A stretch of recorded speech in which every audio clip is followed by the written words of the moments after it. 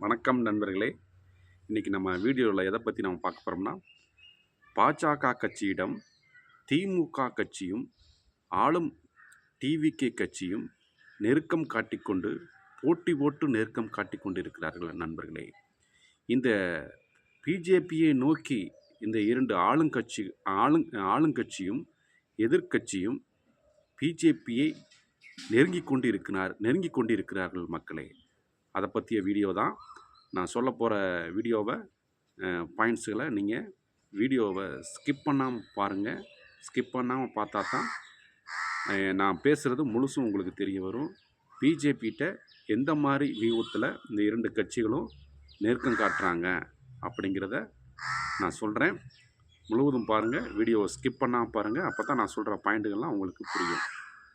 அப்படியே மறந்துடாமல் சப்ஸ்கிரைப் பண்ணுங்கள், லைக் பண்ணுங்கள். வாங்க தோழர்களே, வீடியோக்குள்ளே போகலாம்.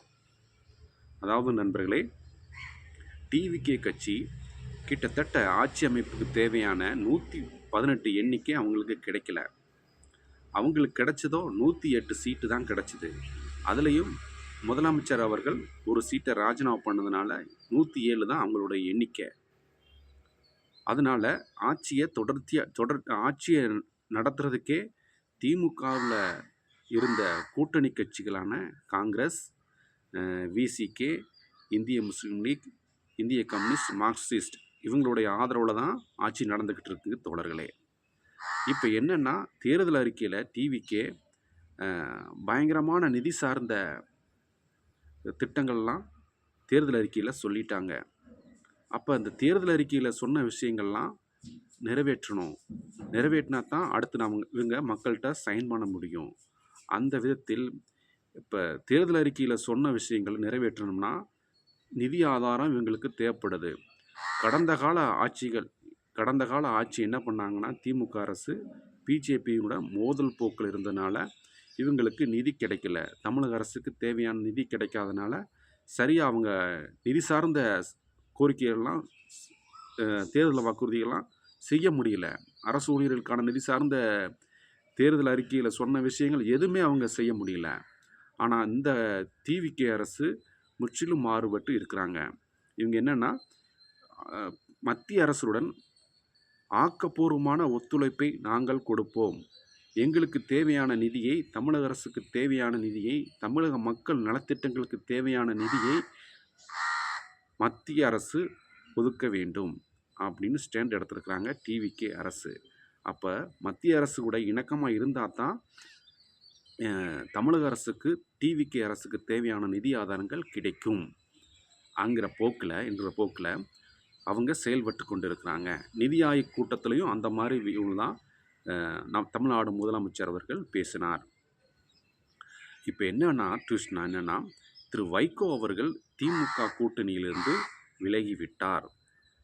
டிவிகே என்னைக்கு ஜெயிச்சாங்களோ அன்றையே திரு வைகோ அவர்கள் டிவிகே கட்சியை நோக்கி நகர்ந்து விட்டார். அதுதாங்க. இப்போ திரு வைகோ அவர்கள் கிட்டத்தட்ட 30 வருஷம் பார்லிமெண்ட்டில் உரையாற்றிருக்கிறாரு. அவர் 30 வருஷம் அரசியல் வாழ்க்கையே பார்லிமெண்டரி உரை அப்படிங்கிறதுல புத்தகம் எழுதியிருக்கிறாருங்க. அந்த புத்தக வெளியீட்டு விழாவில் திரு தமிழ்நாடு முதலமைச்சர் அவர்களை கலந்துக்கிற வைக்கிறாரு. கூடவே இந்த புத்தக வெளியீட்டு விழா டெல்லியில் நடக்கிறது தோழர்களே.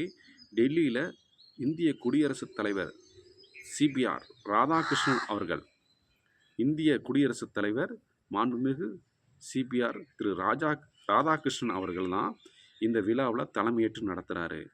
அப்போ இந்த தலைமையேற்று நடத்தக்கூடிய விழாவில் திரு வைகோ அவர்களின் நூலை முதல் பிரதியாக தமிழ்நாடு முதலமைச்சர் அவர்கள் மாண்புமிகு விஜய் அவர்கள்ட்ட தான் நூலை கொடுக்குறாங்க. அப்போ அந்த விழாவில் பிஜேபியினுடைய முக்கிய தலைவர்கள்லாம் கலந்துக்கிறாங்க. இந்த ஃபங்க்ஷன் என்னைக்கு நடக்குதுன்னா, ஆகஸ்ட் 4ஆம் தேதி நடக்க இருக்கிறது மக்களே. அப்போ திரு வைகோ அவர்கள் டிவிகேவை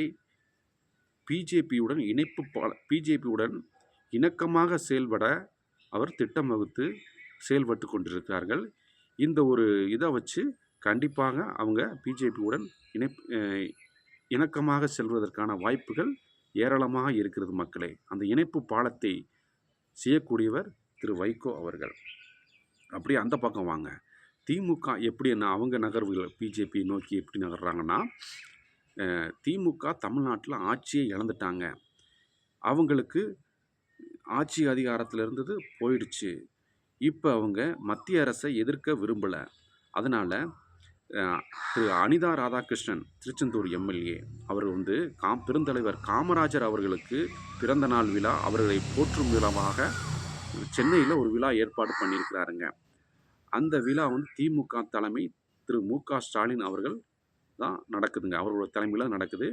அந்த விழாவுக்கு சிறப்பு விருந்தினராக மத்திய அரசு உள்துறை அமைச்சர் அமித்ஷா அவர்கள் கலந்துக்கிறாருங்க. அந்த காமராஜரை போற்றும் விழா சென்னையில் நடக்குதுங்க திமுக சார்பில். அந்த விழாவில் மத்திய அமைச்சர் திரு அமித்ஷா அவர்களும் வருகிறார். பிஜேபியினுடைய முக்கிய தலைவர்கள்லாம் அந்த விழாவில் கலந்துக்கிறாங்க. இதுதாங்க ஹைலைட்டு. அப்போ திமுக தலைவர்களும் பிஜேபி தலைவர்களும் இணைந்தே அந்த விழாவில் காமராஜர் அவர்களை போற்றும் விழாவில் கலந்துக்கிறாங்க. அந்த விழா என்னைக்கு நடக்குதுன்னா ஆகஸ்ட் 10 நடக்க இருக்குது தோழர்களே. ஆகஸ்ட் 10 நடக்க இருக்கிறது தோழர்களே. இவங்க ஆகஸ்ட் 4 பிஜேபியுடன் இணக்கமாக இருப்பதற்கான முன்னெடுப்பை திரு வைகோ அவர்கள் எடுத்து செல்கிறார். திமுக பிஜேபியுடன் இணக்கமாக இருப்பதற்கான முன்னெடுப்பை திரு அனிதா ராதாகிருஷ்ணன் எடுத்து செல்கிறார். அது என்னைக்குன்னா ஆகஸ்ட் 10. இப்போ இருவரும் ஆளுங்கட்சியான டிவிகே கட்சியும் எதிர்கட்சியான திமுக கட்சியும் பிஜேபியை நோக்கி நகர்ந்து கொண்டிருக்கிறது தோழர்களே. பாருங்க, பிஜேபி எதிர்ப்புன்னு தமிழகத்தில் சொல்லி கொண்டிருந்த இரு கட்சிகளும் இன்னைக்கு பிஜேபியை நோக்கி நகர்ந்து கொண்டிருக்கிறது தோழர்களே. இன்றைய அரசியல் இந்த மாதிரி தான் போயிட்டுருக்கு. இந்த வீடியோ உங்களுக்கு பிடிச்சிருந்தா லைக் பண்ணுங்கள் தோழர்களே. நண்பர்களே, என்னுடைய வீடியோவை நீங்கள் முழுமையாக பார்த்துறதுக்கு மிக்க நன்றி. இந்த வீடியோ உங்களுக்கு பிடிச்சிருந்துச்சுன்னா சப்ஸ்கிரைப் பண்ணுங்கள், லைக் பண்ணுங்கள், கமெண்ட் பண்ணுங்கள் தோழர்களே. மீண்டும் நாம் ஒரு அருமையான வீடியோவில் சந்திப்போம். அதுவரை உங்களிடமிருந்து விடைபெறுகிறேன். நன்றி, வணக்கம் தோழர்களே. வணக்கம்.